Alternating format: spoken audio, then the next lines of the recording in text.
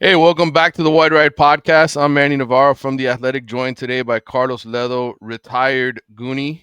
Carlos, we normally record this show on Wednesdays, but we've both been a little busy, so we apologize to the audience getting this done on a Friday. But hey, better late than never, right? Listen, you've got to give the people what they want. We got to give them they were feeding. I'm sure they were feeding like Jodeci. Basically, is what I'm trying to say here, right? Yeah. So now that we're here, enjoy, right? Have fun and enjoy the time. I know it's the day before the game, but this has amped you up and gotten you ready and set. So now you get to really enjoy the fruits of our labor. There you go. I appreciate it. And by the way, that your audio just kicked in like even higher, so I think it's set right now. By the way, so Yeah. I we're was good. just messing with it as I was speaking. I'm a multitasker, man. I'm a multitasker. Well, I'm happy to be previewing this game with you this week. The Hurricanes are a 4.5 point favorite at Florida State. Miami's number 3. Florida State's number 18 because, of course, they went on the road and choked at Virginia. Oh my god. Uh, a game that defensively, I mean, they just were not very good in that game, and looked like they were getting exposed a little bit by Virginia's offense, which we told you was going to be very good, right? Like we went over that last Yeah. week. We talked about the Cavaliers and Tony Elliott and the job he's done there. In the transfer portal, they're one of the more improved teams in the transfer portal. And they got the job done against Florida State at home, and now they're ranked 24th in the country. So you've got 4 ACC teams, I think, ranked. Miami 3, Florida State 18. I think Georgia Tech might be 14 or 13 somewhere in there, and then Virginia's 24th. So this is a big game for conference purposes. Obviously, uh, you know, it's no divisions anymore. You don't win the Coastal. You have to have one of the two best records to get to Charlotte to play in the ACC championship game. So, first real road test for Mario Cristobal. What are your thoughts, Carlos, as we preview this game? What you saw from Florida State maybe in that Virginia game, and what you're feeling going into this game from Miami? Well, my first thought is Florida State had one damn job to make this an undefeated matchup between two top 10 teams, right? And bringing the rivalry back to its gloried past, to the storied past that we've had throughout our lifetimes, except for the last 10, 15 years, right? And they shit the bed like Amber Heard did Johnny Depp. And I don't get it. I don't understand it. Like, why couldn't you do it? Just one job. Just beat Virginia. And Virginia, for years, has been a thorn in Florida State's side. Remember going back to that Rondé Barber game when they lost to Rondé and Right. Tiki Barber back in the day when Florida State was ranked, I think, number 1 or number 2. And Virginia knocked them off for the first time in Florida State's first ACC loss, I think it was at that point. But it's incredible, man. My feeling was I rewatched the game, not completely because I don't have that kind of time. I watched the condensed game on YouTube. And the thing that stuck out to me was, those first quarter turnovers were killers to Florida State. They easily could have been up 10-0 to start the game. They were driving on the field. They fumbled once on the goal line. And it was incredible. And then you had another turnover late in the game where they were driving again. Florida State basically left anywhere between 13 and 21 points on the field because of turnovers. The other thing was they just could not account for Virginia's quarterback. He picked up a lot of yards, made a lot of plays with his legs, scored 3 touchdowns running the football. They also had a hard time dealing with Virginia's size at receiver. They were there in coverage, but they were able to body him up and get completions when they needed to. It was just a game where things just didn't go right for Florida State on defense. They scored enough points to win, but you've got to be able to stop Virginia. And Virginia themselves turned the ball over 3 times. So it's not like they played a clean game. It's just, inopportune turnovers, drive-killing turnovers, and not being able to seal the deal. That play by Deuce Robinson at the end where he juggles a ball through the end zone. My gosh, he made so many plays throughout that game. You thought they would have sealed it with that touchdown, and he just can't come up with it. It's incredible. So thanks to Florida State, harkening back to the early days, we remember they were a women's college. They are now going to be called the Amber Heard Seminoles for shitting the bed. Well, and it ends up costing Miami and Florida State the national stage in terms of college game day Yep. being at the game. Instead, they opt to go to Vanderbilt, Alabama. Alabama, of course, knocks off Georgia. Vanderbilt, meanwhile, is undefeated, and Diego Pavia is the swag master over there in Nashville because he's gotten that team off to an undefeated start and feeling really good. Great job by the Commodores, but a missed opportunity for the national stage yet again. But I'll say this: I still feel like coming out of that game, Florida State is a dangerous opponent going Yeah. into this game, and it's not because I'm a quote unquote Seminoles fan. It's because they have the number Although one you are. offense in the country, right? It's it's because they have the number one offense in the country, Carlos. I mean, really, yards, yards per play, points scored. Gus Malzahn, I mean, look, they did beat East Texas A&M and Kent State, right? Part of those numbers are a part of that. But even in this game against Virginia, they put up what, 38 points, 500 yards. 500 yards of offense. I mean, they're a legitimate attack, right? They have a legitimate squad over there. So the spread is 4.5. I'm not asking you for a prediction right now, but as you look at this game, do you see these teams? Do you see Florida State still as a team that is a legitimate threat to Miami going in? I think it's going to be a one-score game. I don't think this is going to be a blowout by any means. I don't think last week was indicative of what might happen this week. I think those, like I said, those turnovers killed Florida State. If Florida State plays a clean game and doesn't implode like they did last week, I think this is, neck and neck all the way down the stretch. And I think this is the first offense that can challenge Miami's defense, where we've seen the Hurricanes go through that lull, that struggle in the third quarter, and go through dry spells where they don't wake up until the beginning of the fourth, middle of the fourth on offense, and other teams can't take advantage of it because their offenses can't get going against the Hurricane defense. I think this is the first offense that can counterpunch against Miami should Miami start to stall and slow down on offense. So that to me is going to be the most interesting thing to watch. Can the Hurricanes deal with getting counterpunched? Like Mike Tyson said, everybody's got a plan until you get punched in the mouth, right? Right, Let's see. right. The Hurricanes have yet to be punched in the mouth seriously and have a threat where they're down in a game this season.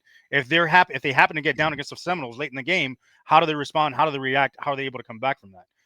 And going back to your point about this, it was going to be a game day situation where it was going to be on the national spotlight. The other thing that concerns me is the Hurricanes beat Florida State, and now the schedule, the big wins don't look so great anymore. If they're the wins that they've had, these teams that were in the top 25 continue to lose. You already got Notre Dame with 2 losses. You've got USF with a loss. You've got now Florida State with 2 losses. So in terms of looking at their body of work towards the end of the season, if any of these teams continue to lose or have 1 or 2 more losses, the schedule or their wins, their big wins, don't look as strong in front of the committee. And should the Hurricanes slip up and fall before the end of the season or lose in the ACC title game, leaning back on that strength of schedule, it's going to be a little bit difficult. Yeah. Here's what I will say for Miami, just for those of you who don't know. Miami, there's only 3 teams that have not trailed this season among the FBS teams in college football. Do you know who they are, Carlos? All right, 3 teams. I'm going to say Miami, Oregon, and I don't know who the third one is. It's Miami, Texas Tech, and Maryland. Those are the 3 teams that have yet to Wow. trail this season. Fear the Yes, even turtle. Fear the turtle, right? But the point is, this team has yet to find itself behind at all. Like even in tie games, when and really, I mean, they haven't, again, they haven't trailed once. So, but even in games where it's tied, they haven't experienced that pressure a whole lot. Like you think back to Notre Dame, yes, Notre Dame came back and tied that game, but in the end, Miami went right down the field and scored. So they weren't. It wasn't really even a threat for that long. This feels like a game where Florida State gets out in front early. If I'm Gus Malzahn and Mike Norvell, I win the coin toss. I'm taking the ball first. I want Miami to play from behind, right? I want to try to get that early lead. But this feels like a game that it feels like the toughest one so far, in all Yeah, honesty. Notre it does. Dame's Notre Dame obviously has not lived up to what we thought they could potentially be on defense. Losing Al Golden was a big deal.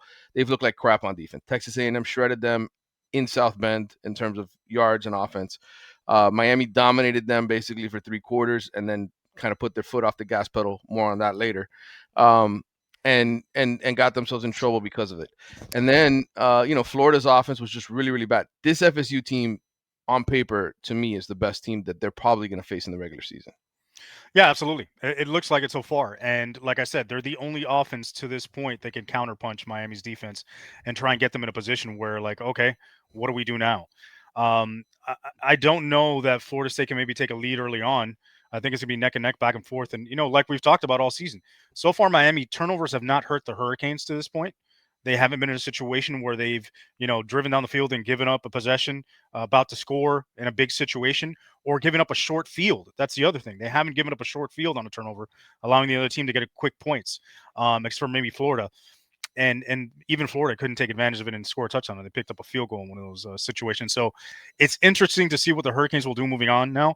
And I think the other thing they've got to be prepared for, I think this is the first team they're going to face that offensively is going to throw some wrinkles at them that they aren't expecting. I think Florida State and Gus Malzahn has done a good job of showing different things throughout the season in each game. Like I've talked about, adding wrinkles, adding plays. What they did on the goal line against Virginia, using the Wildcat, not only just using the Wildcat, but also using a jump pass at the goal line through the Wildcat.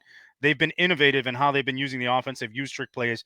I wouldn't be surprised if they bust out some sort of a flea flicker, double reverse pass, using the Wildcat again, but this time maybe tossing it to Castellanos and having Castellanos throw it down the field as well. So I'm interested to see what Florida State has to have or has as in terms of wrinkles for the Hurricanes moving forward and how they plan on dealing with the defensive ends of the Hurricanes. You know, not only is this a good offense, they've scored a lot of points. They've given up 2 sacks, at least on Castellanos, all season. They've given up 4 total.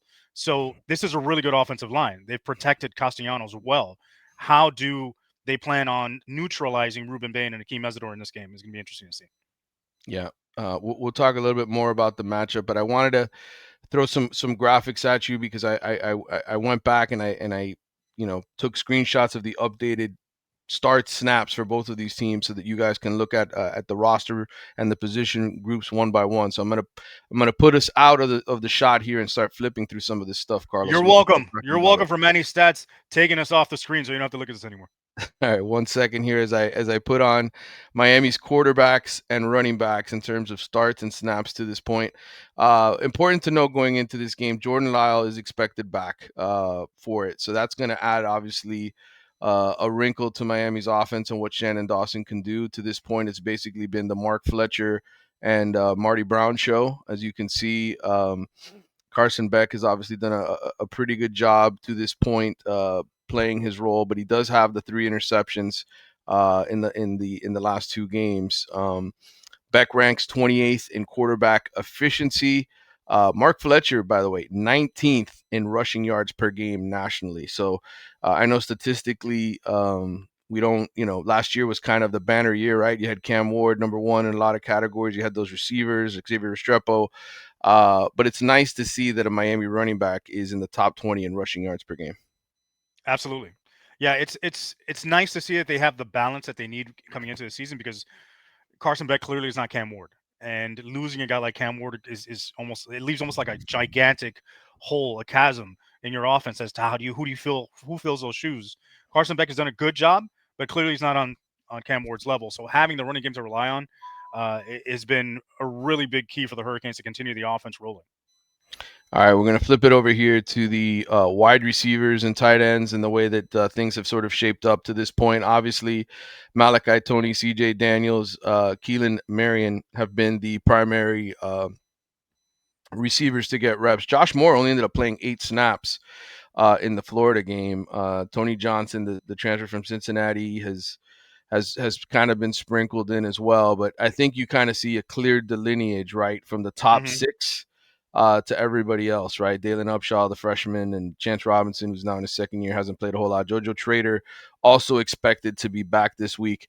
Malachi Tony, by the way, Carlos, I think ranks 78th nationally in receiving yards per game. So Miami actually does have a top 100 receiver. The freshman is 78th in yards per game. One thing to note going into this game, FSU's pass efficiency defense ranks 33rd nationally. Miami ranks 39th in terms of secondary play. All right, let's keep flipping through here. You can take a look at the reps for the offensive linemen now for Miami. It's basically been the top 6 getting a whole lot of work. Ryan Rodriguez is actually taking some snaps at left tackle. I don't know if you noticed that last game, but he took 5 Yeah, snaps at left tackle against Florida. So it feels like the coaching staff is honestly comfortable with the top 6. Ryan Rodriguez would be the 7th option. Obviously, Okunlola got banged up in the Florida game at the end. Mario said he got nicked up pretty good, but that he would be back. Now, Mario did go to the Butch Davis School of Lying, So I'm not Yeah. 100% sure if he's telling the truth. But in terms of snaps for the season and starts, that's what you got for right now. All right, we'll keep moving on here, Carlos. We'll look at Miami's front seven now. Defensively, you can see that it's basically been the same starting group, getting a big, heavy amount of snaps there. What stands out to you when you look at the front seven and the snaps and the opportunities? Uh, Ahmad Moten to me has played pretty well. David Blaze gotten a lot of snaps, more than I anticipated. So those two stick out to me a little bit. And the top three backers have gotten a lot of snaps, but it's nice to see Chase Smith finally getting some work and getting 47 snaps. I don't think he had 47 snaps combined over the last 3 years. So it's nice to see him getting some work. So I think they're still trying to find that right combination there at linebacker. I think Basaint and Torrey, obviously the starters. To me, Torrey's been a little disappointing in the way he's played. He's been up and down, especially in coverage. Popo Aguirre has stepped in there and gotten some reps to try and relieve him and maybe spark something. So I'd like to see Popo get more reps than he has and maybe supplant Torrey at some point. We mentioned to you how Florida State has the number one, rushing attack in the country. Miami's rush defense right now, in terms of yards per game, is eighth in the country, only 76 yards per game. When I think about, FSU's averaging close to 300 yards rushing a game here, what's the magic number that stands out in your head in terms of if Miami can limit FSU to this number or lower, they're probably winning the game? Yeah, I think if they can keep them under 150 yards rushing, I think they're probably doing a really good job because Florida State's probably going to go at least 40 to 45 rushing attempts, probably around 45. If you keep them under 150, you're doing your job as a defense. All right. Couple things to note. Chase Smith, I think, only played a couple snaps against Florida this last game. He was a big part of the rotation, but it seemed like they're kind of going to three guys now. At least they did against Florida with Basaint, Torrey, and Aguirre in terms of that rotation. Tackling, missed tackles is going to be huge in this game. I mean, Gus Malzahn is going to throw a whole bunch of shit at you as a Oh, yeah. defense. And obviously, we go back to that Florida game, the toss sweep, right? A little toss to Jaden Ball was really effective there coming out of the third quarter. So I'm sure Malzahn is going to run a whole bunch of misdirections. He's gotten his receivers involved in the running game as well, and running outside the tackles. But if Ruben Bain and the rest of those guys are up to the task, I mean, there's no reason Miami can't win this game by multiple scores, in my opinion. If Miami plays the kind of game it's supposed to and is capable of, they can win this game by 2 or 3 touchdowns. But it is a rivalry game, and it is the first road test of the season. Yeah, I don't anticipate it being a blowout just because I think Florida State is up to the challenge on offense. I think coming off the Virginia loss, they were going to be ready for this game. They're definitely going to be more laser focused and ready for it. Like you said, it's a rivalry game. I don't discount anything in a rivalry game. The Gators hung in there for a while. They kept themselves in it just because of the emotion and what a rivalry game means to them. They got blown out in the fourth quarter, but I think Florida State's much better than Florida and can actually hang with the Hurricanes for a long period of time before they give in. Now, the Yeah. other thing to me is the one concern I have about Florida State's defense, aside from all the crap they pulled last week, giving up all those points, is they average about 10 missed tackles a game. So Florida State's not a great tackling team. If the Hurricanes pound them with the running game, eventually they're going to wear down and make some big plays. Something might bust for the Hurricanes. We're taking a look at the secondary now for Miami. Pretty clear cut that they've got probably 7, 8 guys that they're comfortable playing a whole lot. You can see the delineation there after Bryce Fitzgerald, the true freshman who's come in here and made a great impact in terms of workload and getting opportunities. So I think Scott and Poyser have done really, really well. I know Poyser at times has missed a tackle or two, but I think they've just been so solid. And you think about it, the guys in purple are the guys in the purple shade that you see there on the screen are the guys they got in the spring portal window. Think about where this team would be if they didn't get Keontae Scott and Jacoby Thomas. It probably be a little worse off without those guys. Yeah, absolutely. I think to me, Poisoner still has a little bit of work to do. Like I've mentioned, I'm not happy about his tackling. He gets lost a little bit in coverage every once in a while, but he's done okay. Jacoby Thomas has been okay. I think Keontae Scott to me has been the best guy in the secondary. Consistently aside from OJ Federico and Xavier Lucas, they've been really good.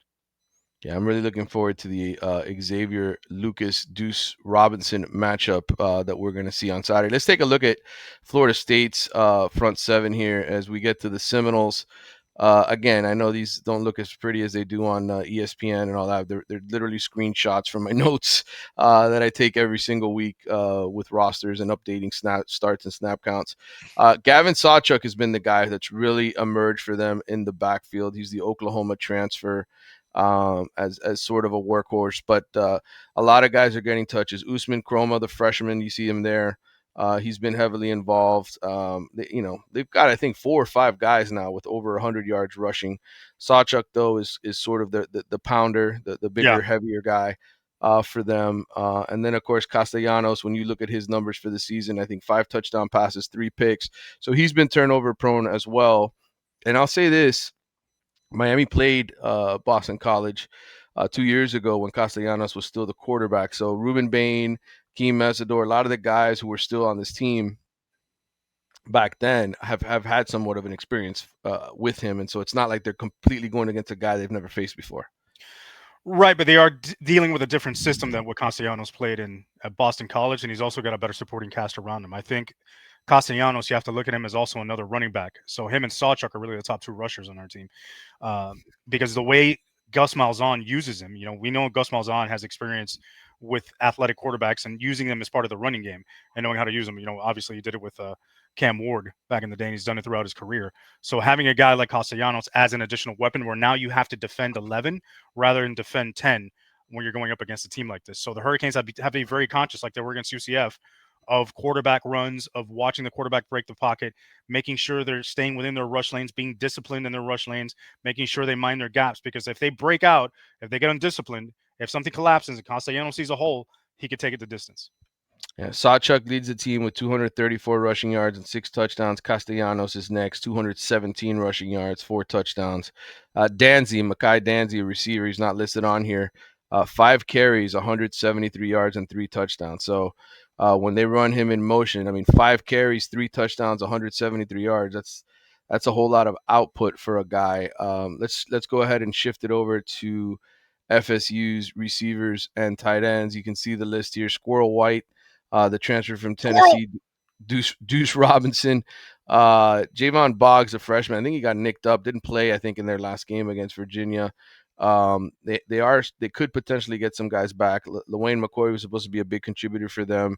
Um, he's kind of coming back from injury as well. Their tight ends, Randy Pittman, missed a couple games. He's the UCF transfer. He's been effective and productive for them. So this is, to me, this is a much better balanced offense and a real test for Corey Heatherman's group. Robinson leads the team with 17 catches, 346 yards, and 3 touchdowns. Danzy is next with 7 catches for 168 yards. So you see the disparity there just in terms of catches. Ultimately, I mean, 60 receptions here for Florida State combined, and then you look at the carries, 202 in terms of rushing attempts. So what does that tell you, Carlos? I mean, this is a team that runs the ball a crap load. Yeah, and they like to go down the field with it, right? So if they are throwing the football, they like to take their shots off play action. They like to suck you up and make you commit guys to the box and then go over the top, especially with Deuce Robinson. So I think that's something the Hurricanes have to watch for. The other thing is, like you talked about, they got Deuce Robinson. They also have Pittman, a couple guys that are big and tough to defend. They use their bodies to get open and make catches. So we'll see how the Hurricanes are able to play that. Yeah, only 1 catch for Pittman for 2 yards and a touchdown so far, but he's a guy that can definitely catch the ball. Marqueston Douglas, who was originally at Florida State, transferred, I think, to like Arizona or Arizona State, then came back to FSU for his final year. He's another veteran guy who you'll see at that tight end position. Let's flip over to the offensive. Sorry, those are the DBs. Let me look at the Florida State offensive line if I can find it. There we go. There's the Florida State offensive line. That group, four transfers, 4 veteran guys with a whole bunch of snaps and experience. Luke Pettibone, the center, was a guy from Wake Forest. Micah Pettis was at Ole Miss last year, was a starter there. It's a pretty good group. They've done a really good job, I think, being providing balance. But this is a game where if Miami gets up and Thomas Castellanos has to throw the football, I like Miami's chances. I like Ruben Bain's chances of getting past these guys. Yeah, I agree. I don't think that's a style of play they want to go into. I think they want to ground and pound. They want to shorten the game. They want to take away opportunities from Miami. But as you said, even though they love to run the football and they're clearly a run heavy offense, they've scored a lot of points. They're the best team, Yep. and they've gotten a lot of yards per play. One of the best offenses in the country. So Gus Malzahn's doing something right. He knows what he's doing. He's a veteran guy who's been at this a long time. Let's flip over to the Florida State defense, and you'll notice some freshmen playing a whole lot for them. Mandrell and Daryl Desir, two guys that I think were Rutgers commitments, played at Miami Norland High School, were part of state championship contending teams. They're playing as true freshmen, a whole lot of snaps for FSU. But the starters, Daryl Jackson, you remember him, Carlos? He was at Miami Yep. for a season, a starter here. Daniel Lyons, James Williams, a transfer from Nebraska. Deontay McCray, another transfer who came over for them, Jason Jenkins. So not a whole lot of homegrown products for FSU playing there, but Lyons, Desir, and Desir, the two brothers, are guys that came in through the high school ranks and are contributing for them. But the bottom line here is you go back to that Virginia game, they didn't create a whole lot of pressure against Virginia's quarterback. No, and they gave up over 200 yards rushing. So it's something that they need to work on. To me, their linebackers and their defensive line are the weakest part of their defense. Their secondary is actually pretty solid. So we'll see if the Hurricanes can, or what do the Hurricanes come out and do? Do they try and throw the ball down the field, try and move the ball with Carson Beck, or they come out there and just try and pound them into submission early in the game, or they're more balanced? Yeah, Elijah Herring is the transfer from Memphis. I was going to look at some of their numbers. Earl Little Jr., the safety, the kid from Plantation American Heritage, is actually the one that leads the Seminoles in tackles. Their leader in sacks and tackles for loss. Ashland Baker, another DB, is the one that actually leads them in sacks. Daniel Lyons has a sack. He's one of the defensive linemen, and then Desir is another one that has not a whole lot of sacks for them overall individually. And then in terms of tackles for loss, the leader for them is Barker, Desir, and Justin Cryer, the linebacker. Those are the tackle for loss leaders for them. And then in terms of their secondary, let's flip over and take a look at their DBs. If I can get this correct, there we go. There's Earl Little Jr. 4 starts for him. Jerry Wilson, the Houston transfer. Ashland Barker. None of those guys had started games before this season at Florida State. Wilson, of course, was with Houston, but the point is they basically have a bunch of new guys out there as a group, and not a whole lot of production. Jerry Wilson leads them with 2 interceptions. Rawls has a pick. Earl Little has a pick. Edwin Joseph has a pick. And Elijah Herring, the linebacker, has a pick. So they've got 6 picks as a defense. I think the key for this game, in all honesty, when I look at it, Carlos, is going to be Carson Beck. Because I think if Miami just commits to the run, it is aggressive with the running game and some screens, they should be able to win this game confidently. I know it's a rivalry. I know it's all of that kind of stuff, man. But like, I think all they got to do is come out and stuff the ball right down Florida State's face. Yeah, they can do that. They can absolutely do that. So the thing is, are they willing to do that enough to be able to pound them into submission? I know they're going to use the ball. To me, that's basically should be the game plan coming into every game, is use the strength of the offensive line, use those backs that you have, 2 to 3 now with Jordan Lau coming back, and use play action to take shots down the field and free up your receivers. Because what's happening is there's not enough play action. There's not enough movement, obviously, because we're not moving, we're not motioning, we're not shifting. So the receivers are just basically running their routes and being trapped by DBs and not being able to get separation. And the problem with our receivers is they're not very big, right? Mm-hmm. Aside from Chase Daniels, there's not a really big dude that can go out there and body up and make catches using their size. Chase Daniels, CJ Daniels done a great job of going up there and grabbing balls that have been like almost impossible catches, but it hasn't been something where it's okay. He's using his body to either get a back shoulder throw or go over the top of somebody to consistently get the ball down the field, which has been a problem. So I think one of the reasons why Virginia was so successful, like we said, is because they had some size of receiver that we're able to take advantage of against Florida State. Miami doesn't have that. So how do we counter it? I think they continue to Well, use their backs and tight ends. Josh Moore certainly has some size, and Daniels is only what 6'1", 6'2". It's not like he's really big. Moore is the bigger body, and certainly the tight ends, which have not been used at all in this offense Right. to this point. Exactly. So the backs and tight ends, like I was saying, need to be a factor in this game. Yeah.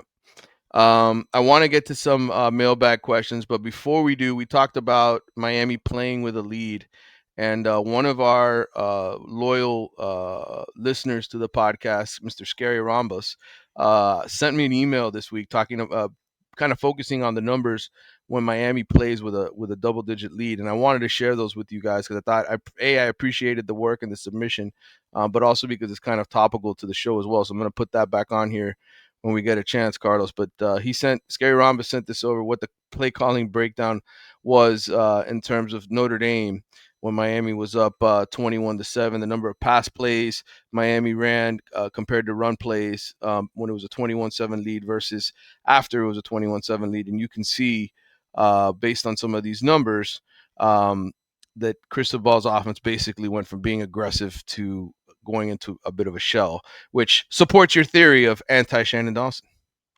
Well, I don't know it's anti Shannon Dawson, but yes, these are what this is what because you know what? I'm gonna let people read the numbers and make the decisions that they want to make based on the information because everybody's gonna see this and think something different. So to me, what this says is clearly if the Hurricanes get a lead, they tend to play more conservatively because they don't want to turn the ball over. What they end up doing though is turning the ball over on downs, and they haven't been hurt, like I said, because no offense has been able to take advantage of that. So to me, it has to be one of these things where you consistently come in there and don't change your game plan no matter what the score is and keep attacking, but doing it in the right way, in the smart way. I think part of the other reason is that I mentioned is when you get to this point in the game, Shannon Dawson's off his script. Now he's having to call plays as he goes along, and the defense has adjusted, and he has no counter. Yeah, and teams have made some good halftime adjustments as well Right. against them. They're just. It seems like Dawson's done a good job with those first 15 or so plays when he scripts them out. I think there's no question about that.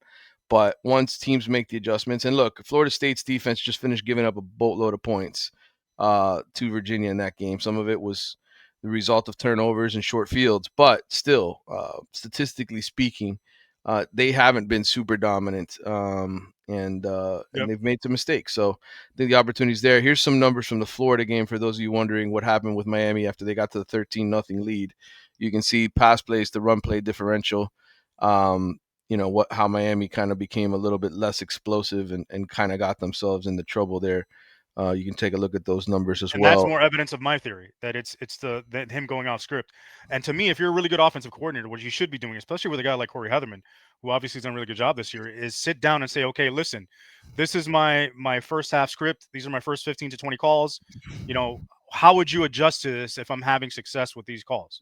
And then have Heatherman draw that up, and then you counter off of what he's drawing up for you, so you have a game plan of what you're going to go to. If he gives you 2 or 3 different scenarios of how the defense might play you, then you have scripts ready for that, or have play calls in your bag that you're like, okay, if they're showing me now, cover 1 as opposed to going cover 2, cover 3 in the first half, and they're bringing pressure off the edges, this is how I'm going to adjust to it. Or they do this and that, this is how I'm going to adjust to it. I have already my thought process lined up, ready for their counters. Yeah, and I'll say this though, and Shannon Dawson talked a little bit about this week in the press conference, but I do think against Florida, I was okay being a little bit more conservative because their offense was not moving the football at all against Miami. They had however many first downs in the first half, wasn't a lot. They were like 0 for 13 on third down. And he talked about sometimes, you just don't want to make a mistake, right? And let them back in it with a turnover, which Carson Beck ultimately did, right? He got picked off by Cormani McLean, and they kind of got themselves in trouble up 13-7. But I can see it when you're absolutely dominating another team on defense, right? You can change your game plan a little bit. Hey, let's just get the win. Let's just get out of here. We don't want to make a mistake and let them back in it. But against Notre Dame, like you knew CJ Carr was going to have success. He's the number 10th ranked passer right now in college football, by the way, CJ Carr, the freshman quarterback from Notre Dame. And you knew they had guys that can make plays. You knew Jeremiah Love could make plays catching the ball to the backfield. Florida was a different story. Listen, man, I find that to be horseshit, to be honest. If you are dominating on defense, that gives you the opportunity to take more chances, not take less chances, right? Because your defense has got your back because the offense is doing nothing. The other thing is you go in there, you kill a mosquito with an axe. You know why you're concerned that maybe one turnover changes the game? Because you're not doing anything on offense. If you're up by 30, it doesn't matter if you turn the ball over, right? Because you shut the door on them. But the So problem with Florida had a good defense, and they were shutting Miami down for the it most wasn't that part. great in the fourth quarter when they changed up the offensive game plan and started running it down their fucking throat. All right, we'll agree to disagree. I mean, I look. Mario deserves the criticism he gets sometimes for going into a shell. There's no question. But I think in the Florida game, it was a little bit more acceptable because their offense couldn't do anything up until that one drive in the third quarter. And you ultimately, the thing that would have killed you was a Carson Beck pick. And Notre Dame was not putting any sort of pressure on Carson in that game. They were absolutely dominating at the line of scrimmage. Florida somehow was able to stay in it, right? Their defense was keeping them in the game. So that's why they kind of went into a shell a little bit more. But to your point, to my point, they were dominating the entire game. Florida hadn't done anything on offense. They get one score, and now they're back in the game Right. because you shut yourself down on offense. Right. Had you continued to be aggressive and try to score points, maybe there's enough distance between you that maybe a turnover doesn't make a difference. That Right. maybe them scoring a touchdown doesn't make a difference. So that's the point. You always kill a mosquito with an axe. Always. All right. Well, fair discussion to talk about when we talk about this team and approaches and criticism, certainly. Let's get to the mailbag, Carlos, shall we? Sure.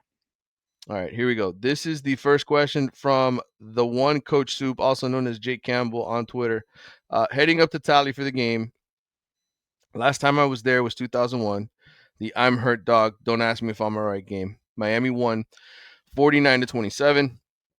I Love feel the like game. Miami wins this game by 2 scores. I feel like it goes similar to the 2001 game. Miami ran for close to 150 and 2 scores. The defense swarmed. Am I crazy? I don't think you're crazy, Jake, because I honestly think Miami's very much capable of doing the same thing that 2001 team did up in Florida State. Now, granted, that Florida State team I think was better than the one Miami's going to face. Those were the Seminoles teams that were certainly national championship caliber. I don't think this FSU team is a legitimate national title contender. And maybe this Miami team isn't either, but I certainly feel a lot better about this Miami team than I did last year. And I think they can go up to Florida State and win decisively. The question is, are they going to be ready to do that? Is Mario going to keep his foot on the gas pedal in this game? Or if Miami gets a lead, is he going to bring the offense into a shell? So I bet when I made my picks this week in oddly specific predictions, I bet that this would be a game decided by less than 4.5 points, but I picked Miami to win because I I, think they're still the better team. I agree with that assessment. I think it's a nip tuck game. It's a one score game, 3-7. I think that's where it ends up landing. But I think Miami can turn this into a blowout if Florida State again turns the ball over and implodes. Could they could, and Miami could also end up losing this game ugly if Florida State shows up Right. and Carson Beck is reckless with the football, right? If he Or, starts making or some you know, mistakes, they stall on offense and right? Florida State's able to capitalize, and they run for over 200 yards and kill clock. Right. That could certainly be the case as well. So there's a lot of ways to look at this thing. This is from Jordan. He goes, you can swap out one player from offense and defense from the 2024 team to start this game. Who is it? Only rule, you can't choose Cam Ward. I'll tell you what, I'll go Jacoby George. You'd bring Jacoby George back for this game just so you have the separator at the receiver position. Go ahead, make Yep. your argument. That's exactly why I do it. We don't have anybody that's blowing the top off the defense right now. You've got Malachi Tony underneath, but now you need a guy that could explode down the sideline and take one quick route, one pass like we saw last year and the year before, one quick route and take it to the house and make an explosive play, or get down the field and get past the defense and blow the top off on a deep throw. I think that would make a world of difference. This may not be a very popular pick, but I'm going to say Kiko Mauinoa. In this game, I know you're excited about Chase Smith and the job that he's done, but I would not mind having another veteran, dependable linebacker on that defense. This is the kind of game with run deep. When you're going to playing Mhm. against the run, the whole game could get really, really physical. Something happens to Wesley Basainth or Mohamed Torre. You need another guy that you can honestly depend on. I know Popo Aguirre has done a good job to this point, but are you really, really confident in Chase Smith? And the fact that he only played one snap last game has me wondering maybe he got dinged up, and that's part of the reason why he isn't in there. So I think, especially against a running team, I would look for insurance at the linebacker position. I would have taken Kiko Mauinoa back on this team. What do you think? I think he misses too many tackles. I think last year was a disaster. It looked like he was covered in Crisco as he was trying to make plays at the line of scrimmage. He kind of looked like the guy from Family Guy that was constantly covered in oil and butter Yes, running. That's me. You can't yes, yes. catch me. I'm too fast for you. I'm too slippery. That's Kiko Manoa. All right, this is from G305 Sports Fan 7. If Miami beats Florida State, will they go undefeated and win the ACC championship? Look, I said 11-1 prior to the season because I am still convinced that this program has not completely cured itself of The of the yips. mishaps, of the yips, whatever you want to call it, the late inning blown save, so to speak. And it doesn't even have to be against a good team. It's usually not against a good Yeah, team that exactly. they do this. We are the Chuck So, Knobloch of college football. would I bet my life on it? No, I would not bet my life on Miami going undefeated. Is it And going impossible? Absolutely not. This is without a doubt the toughest team left on their schedule. I mean, Louisville has not looked good to this point, even though they're undefeated. right. So we'll see what happens. Who knows? But I'm going to ask you a more important question. All right, going back to Mr. Campbell, obviously making the connection to the Campbell soup. What is your favorite Campbell soup? That's you got to send that answer on Twitter, Mr. Campbell. Well, mine is cream of mushroom. That's just me. I'm a cream of mushroom guy. Ooh, I'm also a cream of mushroom guy. I really enjoy mushroom soup. That's why we get along. There we go. That's where the chemistry comes from. It's the Apparently, shrooms. It's the shrooms. it's the shrooms. Yeah.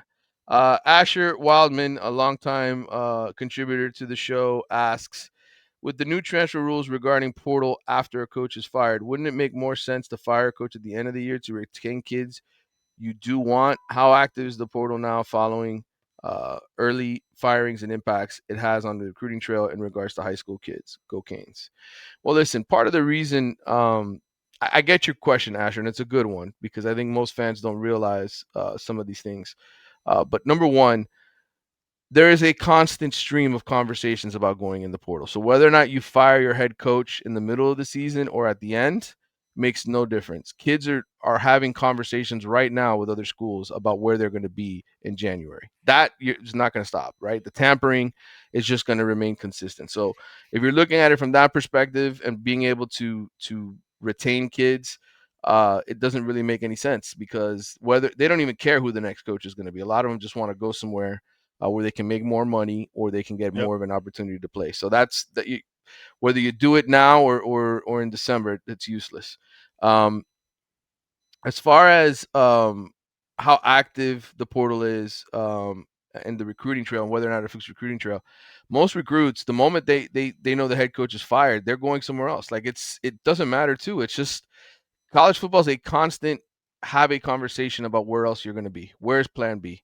And kids are having those conversations whether or not there's a coaching change or not. That's my perspective on it. And most of the time when you're making those changes, it's because you want to appease the donor base, who's probably got pitchforks and torches Great, in front of great the point. university athletic department saying, "We need this guy out of here immediately." Right. Yeah. And let's face it, even though there's shared revenue and everything else, we know what the NIL deal is all about, right? Yep. It's you're still raising money. You're still trying to pay these guys different ways and be able to buy the best roster possible. So And uh unfortunately, you can't just sell those world's finest chocolate bars and raise money for your next coach or the buyout. So you need these donors. Brent Peterson, B Pete 9121 says, is this Mario's biggest game as the Canes coach? Um, wow, that's a good question. I don't know. Uh, it could be, but to me, it's if he makes it to the ACC title game, that to me is the biggest one. I mean, to date, yes, I would say yes, just because it's a top 25 matchup against a big time rival, against their biggest rival. Right. And I would say it also, if they win this game, the feeling is they're a lock for the ACC championship. They lose, and now all of a sudden you're wondering what everybody else is up to, right? What's Louisville going to finish? Even though you get to play Louisville, Virginia potentially could go undefeated in the ACC. They're not playing a bunch of. Georgia They Tech they looks got a good. pretty Georgia Tech's playing a really weak schedule as well. So yeah, I would say for that reason because you don't know what's going to happen with the rest of the ACC and tiebreakers and everything else. So yes, I would say so. Um, this is from Armando Izagiri. Last question. He says, I asked you this last year and you convinced me to believe, but we failed again. So why should a Miami fan believe in this team when for the last 23 years we have been heartbroken time after time? Carlos, I'll let you handle this one. Wow, he threw in a little Cindy Lauper there, huh? Time after time. Uh, Here's why, my man. What good does a negativity bring you? All it's going to do is suck the joy out of the experience, right? Enjoy each game individually, like I've said over the years. Take it as it comes, enjoy the ride, and wherever it may lead, even if it ends in disappointment at the end of the season, at least you enjoyed the ride to get there, right? You had moments you're always going to remember. Not everyone wins the championship every year. Not everyone gets to be the ACC champion every year. No, not many people go undefeated anymore. So it's one of these things where you've got to enjoy what you can get, right? And if you're getting a top 10 season right now, 4-0, and you move in, you continue to push the envelope, and you get to the ACC title game and you lose, well, you had one hell of a ride getting there. You make the playoff, you lose in the first round, at least we made the playoff, right? For the first time in the school's history, being part of this playoff format. So my answer to that is it's better to have hope than be negative, because while you're negative, you may miss out on the ride. You're going to be pissed off the entire season. And if they end up going undefeated and winning, then you're only going to be happy one day. No, enjoy the whole season. Man, you only get 12 of these a year in the regular season. Enjoy each one. And that's what I tell my family. I'm like, dude, you know the Canes are on. Don't be calling me. Don't be wanting me to go anywhere, because I only get 12 of these a year. Guaranteed. Well, I'd say this, even though last year felt like a wasted season at the end, right? Because you had the number one overall pick at quarterback and you had the number one offense. I think 5-10 years from now, we're still going to be talking about. Do you remember that night Miami came back to win on the road at Cal with And Cam Ward? Virginia Do you Tech. remember? And did you remember that crazy finish to Virginia Tech? And what about that shootout at Louisville? There's so many memories that it doesn't always just have to equate to winning a championship or being the number one team in the country. You got to enjoy the ride. Carlos is 100% right. And I'll give you an example. Look at the 1990 Canes, right? It was a disappointing season. They open up with a loss to BYU, but then what's the memory that sticks out in your mind of that season? It's not BYU. It's Randall Hill running through the tunnel and throwing the Right, guns at Texas, right?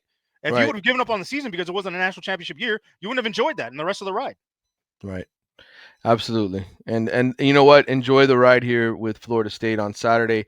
We don't have the Gators on the schedule anymore in the future here, Carlos. We don't know when that's going to happen. What if the ACC dies? What if Florida State goes to some other conference and all of a sudden Miami's not playing Florida State every year? I'm not saying that's going to happen, but just think about every little opportunity you have to enjoy something and enjoy it for what it is. That's all I'm trying to Absolutely. say. That's 100%. all.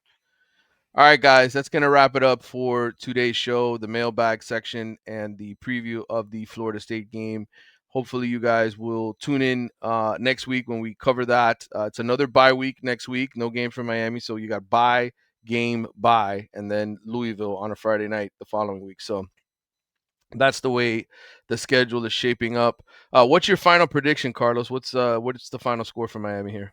I'm going Canes 27-21. Okay, it's a good pick. I'm going 29-27 Miami, winning on a stopped 2-point conversion. Oh, look at you. You're throwing in a little flavor. Ruben Back in the Bain.